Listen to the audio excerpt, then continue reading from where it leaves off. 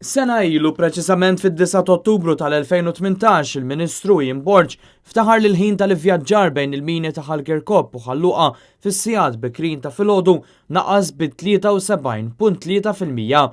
Dan meta Sena ilu tħabbar li kien tlesta x-xogħol biex fit-triq ewlenija bejn il-Gudja u Ħalluqa tiżdied it-tielet korsija tal-karozzi fost servizzi oħra.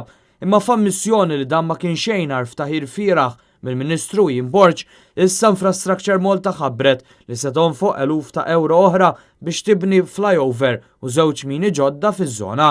Dan hekk kif huwa evidenti għal kull min isuq mill-inħawi li kuntrarju għal ftaħir tal-Ministru Borg, iż-żona għadha tkun iġġamjata bit-traffiku ta' kuljum. Dan il-proġett huwa xhieda oħra kif il-Gvern Laburista mu jagħmel xejn biex inaqqas il-karozzi mit-toroq, tant li fil-budget ma kien hemm l-ebda inizjattiva f'dan is-sens. Minflok il-Ministeru ta' Ian Borg infex fi proġetti li ma jispiċċaw qatt biex ikompli jwessa t-toroq għal soluzzjoni temporanja biss. It-tħabbira ta' dan il-proġett għajmet ukoll tħassib minn residenti tal-inħawi hekk kif fl-istess waqt għaddejjin diversi proġetti oħra f'daqqa li kkawżaw kaos fiż-żona u żieda kbira fil-ħin tal-ivvjaġġar.